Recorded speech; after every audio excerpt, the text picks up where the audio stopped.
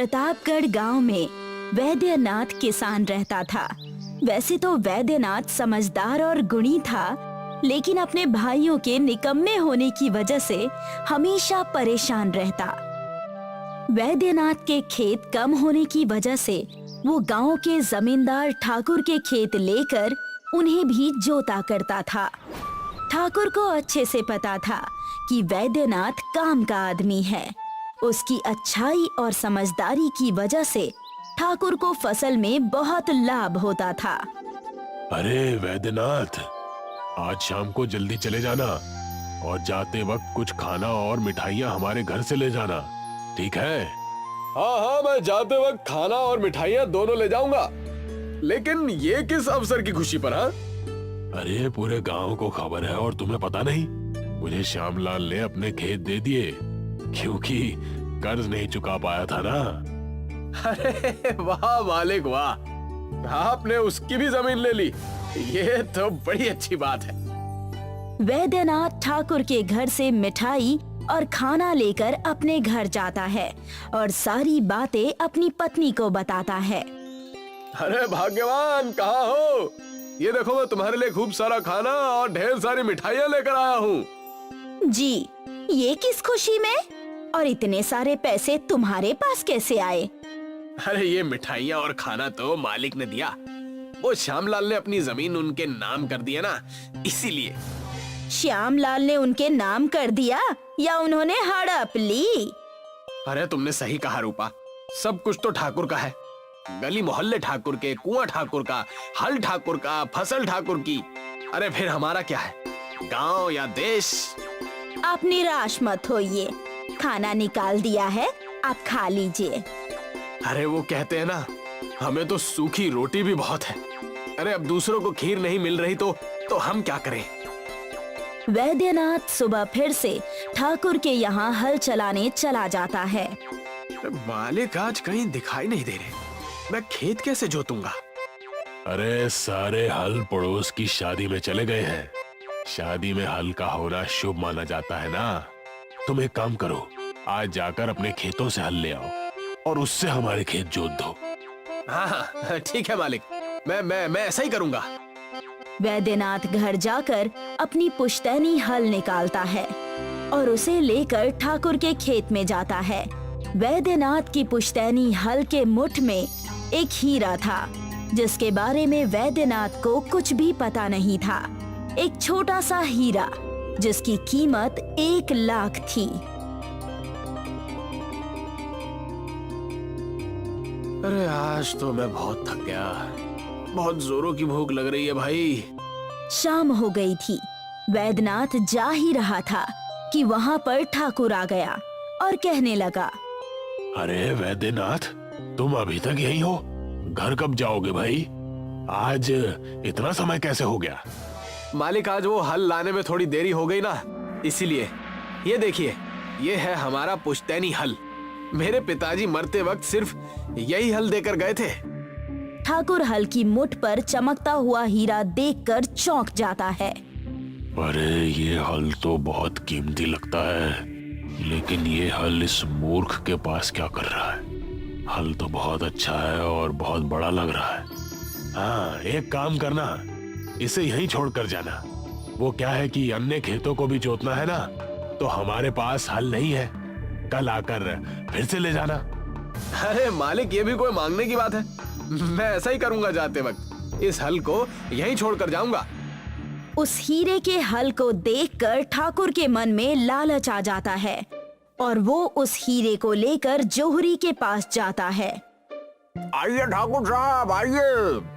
अरे अब कौन से हार और कंगन बनवाने हैं? कोई छोटा काम नहीं करना, मैं तो ये हीरे बेचने आया हूँ। इस हीरे का बताइए मुझे कितना मिलेगा? ये हीरा तो 20 लाख का है। ये आपको कहाँ से मिला? ये तो बहुत ही प्रसिद्ध हीरा है, पन्ना का। अरे तुम अपना काम से काम रखो और इसके पैसे लाओ। ठाकुर जोहरी से पैसे लेकर अपने घर शाम से चला जाता है। इस बात की खबर वैद्यनाथ को बिल्कुल नहीं रहती। अरे वैद्यनाथ, घर पर हो या नहीं? मालिक, आप यहाँ?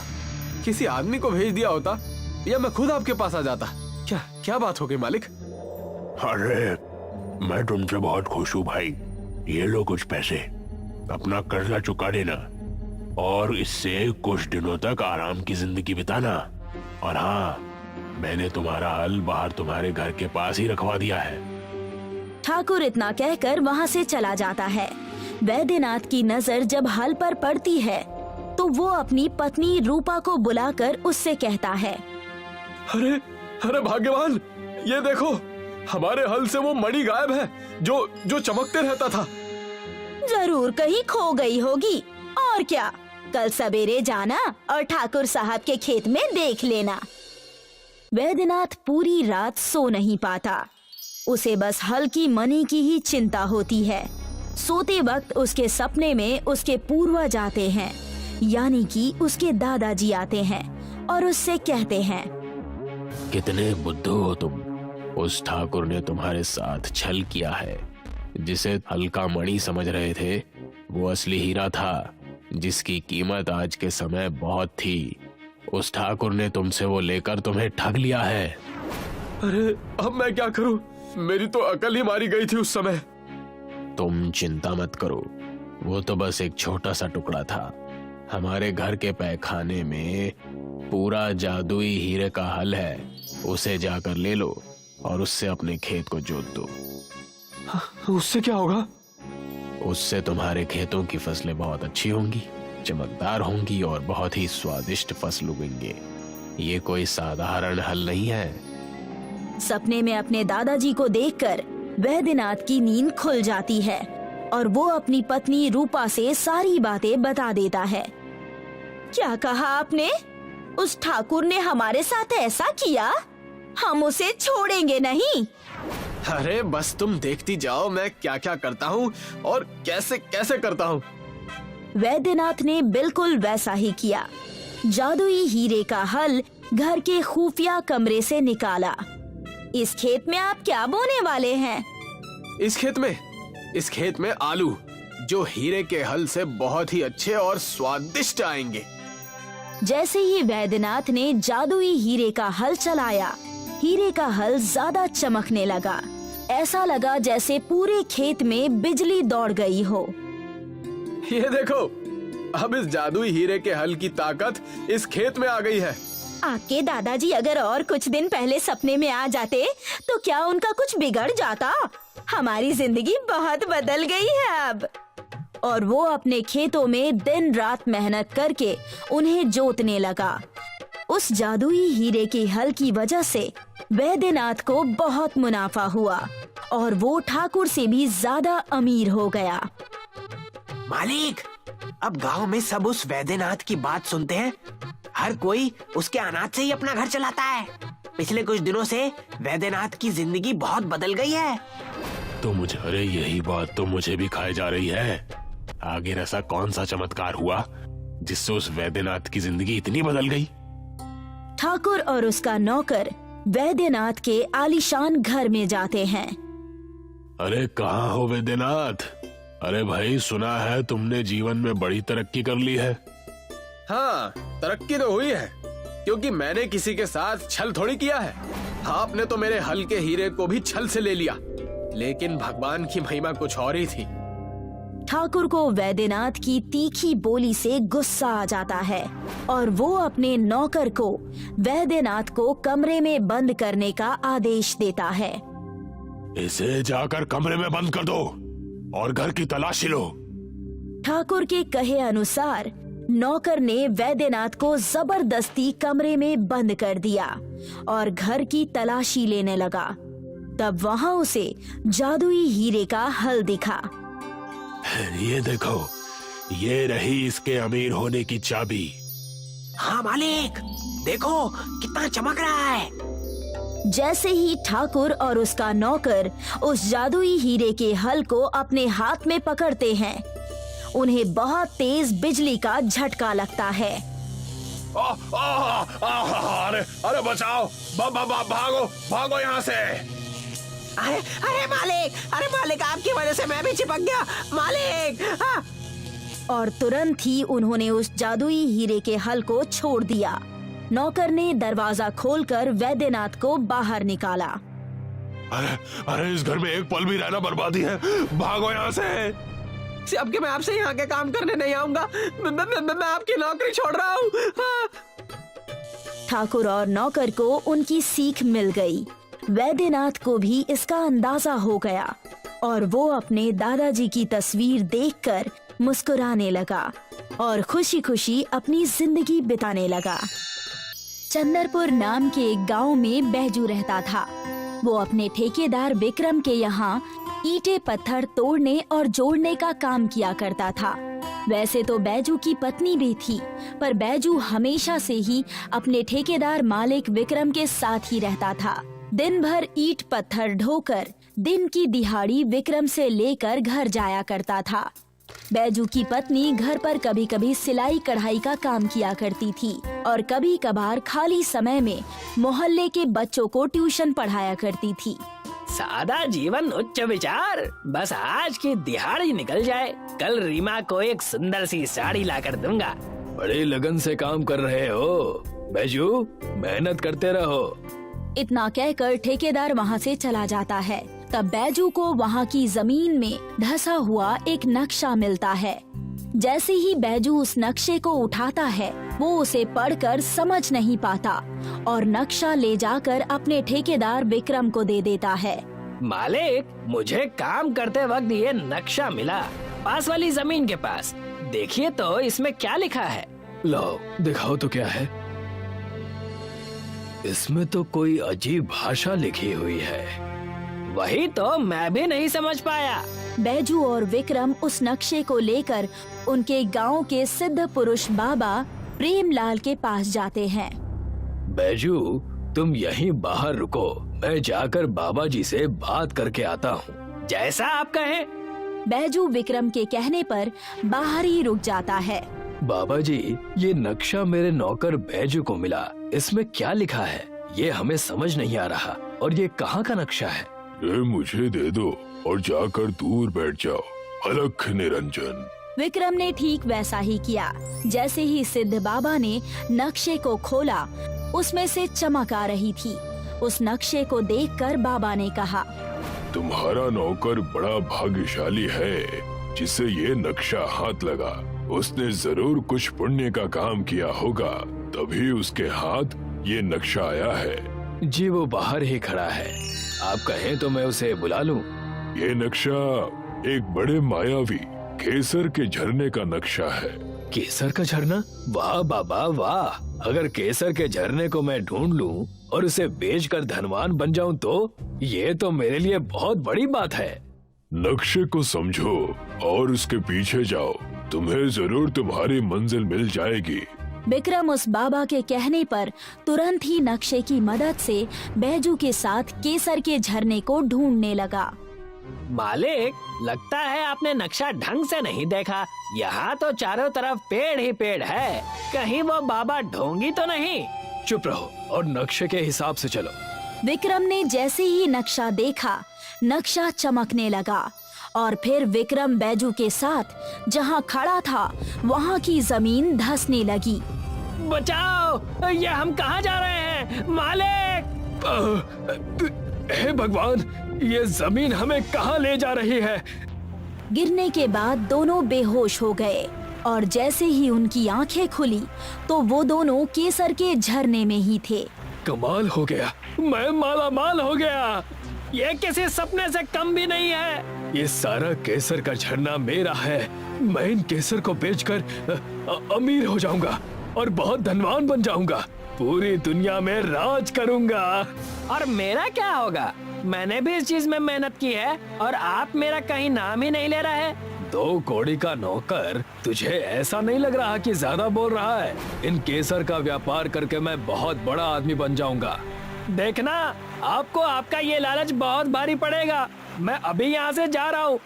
विक्रम के डांटने से बैजू उस झरने से चला जाता है और विक्रम केसर का बहुत बड़ा व्यापार करता है। विक्रम अपने सारे मजदूरों से केसर के झरने से केसर निकलवाता है और उन्हें बेचकर वो बहुत धनवान बन जाता है। देखते ही देखते वो नई गाड़ी, बड़ा बंगलो, सब खरीद खरीद लेता है और दूसरी तरफ बैजू अपने खेतों में काम करने लगता है।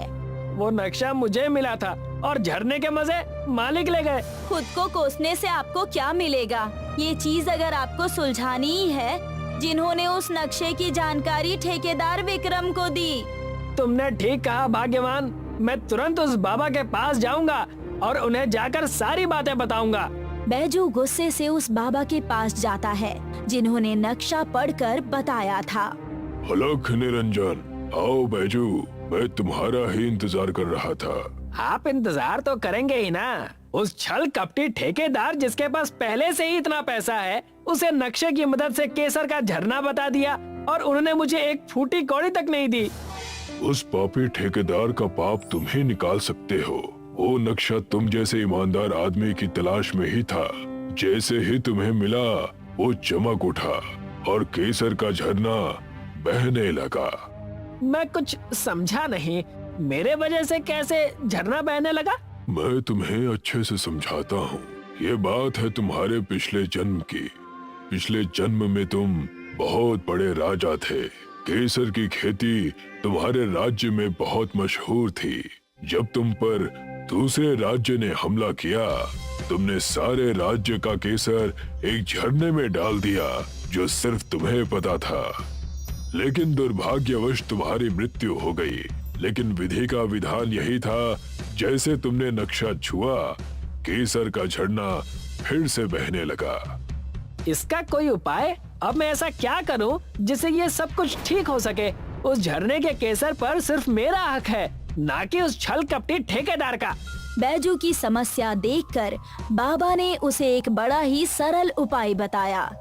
तुम्हें उस नक्शे को हाथ में लेकर केसर के झरने में 3 बार डुबकी लगानी है। तुम्हारी सारी समस्या गायब हो जाएगी। जैसा आप कहें बाबा जी, मैं ऐसा ही करूंगा। बैजू ठेकेदार विक्रम के घर से नक्शा चुराकर केसर के झरने के पास चला जाता है और वहाँ पर उस नक्शे को पकड़कर 3 बार केसर के झरने में डुबकी लगा लेता है।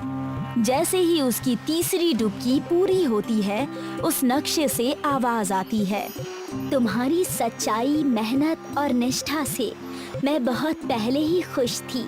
मैं चाहती हूँ कि तुम इस केसर के झरने से केसर लेकर हर उस मेहनती और गरीब को बेचो, ताकि उनका घर और परिवार दोनों चल सके।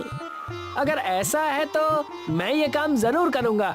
अब से ये केसर का झरना सिर्फ तुम्हारे इशारे पर चलेगा, उस कपटी ठेकेदार के नहीं। वो ठेकेदार जैसे ही यहाँ आएगा, वो खुद अपने ही जाल में फंस जाएगा। एक बात का ध्यान रहे, अगर एक बार भी तुमने इसका गलत इस्तेमाल किया तो तुम भी उसी ठेकेदार की तरह फंस जाओगे। जैसे ही विक्रम को ये बात पता चलती है कि बैजू केसर के झरने के पास है, विक्रम तुरंत ही दौड़कर केसर के झरने के पास पहुंचता है। तुझे क्या लगा था मेरे घर से नक्शा चुराकर तू कहाँ जाएगा? मुझे नहीं पता चलेगा। अभी रुक, तुझे बताता हूँ। जैसे ही विक्रम केसर के झरने के करीब जाता है, उसे तुरंत ही बड़ा सा झटका लगता है और वो गिर जाता है। ये सब कैसे हो रहा है? मैं इस झरने के अंदर क्यों नहीं जा पा रहा? तुमने हम गरीबों को बहुत तड़पाया है, इसीलिए आज तुम्हारा हिसाब हो रहा है। अब ना तो तुम अंदर आ सकते हो और ना इस जंगल के बाहर जा सकते हो। तुम इस केसर के झरने के श्राप में यहीं रह जाओगे। बैजू विक्रम को वहीं छोड़कर नक्शा लेकर चला जाता है। केसर का झरना अब बैजू का हो गया था। बैजू केसर के झरने की मदद से हर मजदूर के और छोटे छोटे व्यापारियों के साथ केसर का व्यापार किया करता है और सबका देखभाल भी करता है। मंगलू और दीपू नाम के 2 लालची भाई थे। दोनों तीतलपुर में रहा करते थे। दोनों भाइयों के पास 30 एकड़ जमीन थी। दोनों ने 15-15 एकड़ जमीन अपने नाम की थी। हर साल खेती करते और मुनाफा खूब मजे से खर्च करते। मुनाफे के लिए वो खेत में काम करने वाले दिहाड़ी मजदूरों को भी नहीं बख्शते। खेतों में बुआई का समय आ गया था। मुनाफे के लिए दोनों ने सोचा, दीपू, सोचो, जो फसल हमें 4 महीने में मिल रही है, ये हमें 2 महीने में ही मिलने लगे तो कितना मजा आएगा ना। हम साल में 6 बार खेती कर पाएंगे। लेकिन ऐसा होगा कैसे? ऐसी कौन सी तरकीब है जिससे हमारा खेत इतना उपजाऊ हो जाए? इसके लिए हमें सरपंच जी के पास जाना होगा। वो इस चीज का उपाय जरूर जानते होंगे। तो देर किस बात की, चलिए सरपंच जी के पास। मुनाफा अगर पूरे गांव का होगा तो और अच्छी बात हो जाएगी। दोनों भाई मंगलू और दीपू मुनाफे के चक्कर में सरपंच जी के यहाँ अपनी तरकीब लेकर जाते हैं। सरपंच जी, कहाँ हैं आप? हमें आपसे कुछ जरूरी बात करनी है। अरे मंगलू और दीपू, तुम दोनों आज दोनों भाई यहाँ आ गए। जरूर कोई मुनाफे की बात करने आए होगे। अरे सरपंच जी, आप तो अंतर्यामी हैं। मंगलू भैया के पास बहुत अच्छी सी तरकीब आई है, उसी को सुनाने हम यहाँ आए हैं। मंगलू सरपंच को अपनी तरकीब सुनाता है और कहता है, सरपंच जी सोचिए, अगर हमें फसल 2 महीने में ही मिलने लग जाए तो हम साल में 6 बार खेती कर पाएंगे। हम गेहूं, चावल और दाल की खेती करके बहुत सारे मुनाफे बटोर लेंगे। लेकिन ये कैसे होगा? हमें सूर्य देव को हवन और पूजा करके खुश करना होगा। जितनी रोशनी हमारे खेतों को मिलेगी, उतनी हमारी फसल उपजाऊ होगी। हम उन्हें प्रसन्न करेंगे और हमारी बातें जरूर मानी जाएंगी। मैं हवन का इंतजाम आज से ही कर देता हूँ। कल सुबह से पूजा हम शुरू कर देंगे। दीपू, मंगलू और सरपंच ने मिलकर हवन करना शुरू किया। पूरे 1 दिन तक हवन चला और सूर्य देव प्रसन्न होकर उनके सामने उपस्थित हो गए। तुमने मुझे खुश कर दिया। मांगो जो मांगना है। हे सूर्य देव, हम चाहते हैं कि 2 सूरज उगे, उससे हमारे खेतों की नमी चली जाएगी और हमें ज्यादा रोशनी मिलेगी, जिससे हमारे खेत बहुत उपजाऊ हो जाएंगे और हम धरती वासियों की बहुत सारी परेशानियां ठीक होने लगेंगी। तथास्तु बालक, अब से धरती पर 1 नहीं 2 सूरज उगेंगे। सूर्य देव इतना कहकर वहाँ से चले गए और अगले दिन से 1 नहीं बल्कि 2 सूरज उगने लगे। 2-2 सूरज उगने के कारण पूरे धरती पर खेती उपजाऊ होने लगी। मंगलू और दीपू बहुत खुश हुए। 2-2 सूरज होने की वजह से गांव में लू चलने लगी। आसमान से मानो आग का गोला गिर रहा हो, इतनी गर्मी होने लगी। खेतों में फसल कटने का समय आ गया। 2 महीने में ही सारे खेत फसल से बाहर हो गए। इस बार हमें पिछली बार से ज्यादा मुनाफा होगा। ये 2-2 सूरज उगने के कारण होगा। हर बार मेरी तरकीब काम आती है। भैया, लेकिन हमें और लोगों को गर्मी भी बहुत लग रही है। कुएं और तालाब का पानी भी सूखने लगा है। पंछी और जानवरों को पानी ना मिलने की वजह से बहुत तकलीफ भी हो रही है। ओफो, अब जब मुनाफा होगा तो कुछ ना कुछ बुरा तो होगा ही। इतना तो प्रकृति का नियम होता ही है। सोचो, अगर 3 सूरज उगे तो हमारी फसल 1 महीने में ही तैयार हो जाएगी और मुनाफा 3 गुना ज्यादा होगा। लेकिन ऐसा कैसे होगा? आप फिर से हवन करके सूर्य देव को बुलाएंगे? ऐसा मत कीजिए, हम पहले से मुसीबत में पड़ रहे हैं और मुसीबत मत बढ़ाइए। तुमसे तो बात करना ही बेकार है। चलो हट जाओ रास्ते से। मंगलू वहाँ से चला जाता है और अकेले ही हवन करना शुरू कर देता है। वो पूरे 3 दिन तक हवन करता है। तीसरे दिन सूर्य देव प्रकट हो जाते हैं। तुम्हें क्या चाहिए पुत्र? मैं तुम्हारी भक्ति से खुश हो गया। मांगो जो मांगना है। क्या आप धरती पर 3 सूरज उगा देंगे? इससे हम धरती वासियों का और मुनाफा और मदद होगी। सारी परेशानी खत्म हो जाएगी। तथास्तु बालक, अब से मैं 3 बार उगूंगा। धरती लोक पर 3 सूरज नजर आएंगे। दूसरे ही दिन 3 सूरज दिखने लगता है। लोगों का गर्मी के कारण बुरा हाल हो गया। पूरे गांव वाले मंगलू और दीपू से परेशान हो गए। 3-3 सूरज की वजह से मानो आग की बारिश होने लगी। लोग परेशान होने लगे। नदी और तालाब का पानी सूखने लगा। सारे बर्फ पिघलने लगे। ज्यादा गर्मी होने की वजह से लोग घर पर ही रहने लगे। बाहर परिंदा भी नजर नहीं आता था। मंगलू भैया, मुझे पता है ये सब आपका ही किया धरा है। देखिए, पूरी धरती कैसे परेशान हो रही है और आप हैं कि यहाँ बैठे हैं। बहुत बड़ा अनर्थ कर दिया है आपने। कौन सा अनर्थ? फसल का मुनाफा तुम्हें भी तो हुआ। तुम क्यों इतना चिढ़ रहे हो? अगर इतनी गर्मी रही तो हमारा पूरा खेत बंजर हो जाएगा। ज्यादा गर्मी के कारण अकाल पड़ जाएगा। इतना कहकर दीपू सरपंच जी के पास चला गया और कहने लगा, सरपंच जी, मंगलू भैया से बहुत बड़ा अनर्थ हुआ है, लोग मर जाएंगे। हमें इसका कुछ उपाय निकालना होगा, वरना पूरी धरती का सर्वनाश हो जाएगा। मंगलू को मैंने पहले ही समझाया था, फिर भी वो नहीं माना। अब हम सब गांव वालों को हवन करना होगा, तब कहीं सूर्य देव आएंगे और इसका समाधान करेंगे। सरपंच जी ने पूरे गांव को जमा किया और हवन के बारे में समझाया और कहा, हम सबको एकजुट होकर सूर्य देव को खुश करना होगा। अरे मंगलू के मुनाफे के चक्कर में हमारे जीवन का घाटा हमें नजर आ रहा है। सरपंच जी, बात बिल्कुल सही है, हमें इस चीज का नुकसान और नहीं सहना। हमारे घरों में बस एक टंकी पानी बचा है, वो खत्म हो जाए उसके पहले हमें ये सब ठीक करना है। बिल्कुल ठीक कह रही हो तुम। चलिए सरपंच जी, हवन की तैयारी करते हैं। पूरे गांव वालों ने मिलकर हवन करना शुरू कर दिया। दीपू के साथ मंगलू भी वहाँ पर आ गया। हवन शुरू होने के कुछ ही देर में सूर्य देव वहाँ पर आ गए और उन्होंने कहा, बताइए क्या परेशानी है? पूरे गांव ने मुझे पुकारा। सूर्य देव को पूरे गांव वालों ने नमन किया और सरपंच ने कहा, हमें माफ करिए गुरुवर, हमसे गलती हो गई। हम फिर से पहले जैसी धरती चाहते हैं, जहाँ सिर्फ एक ही सूर्य हो।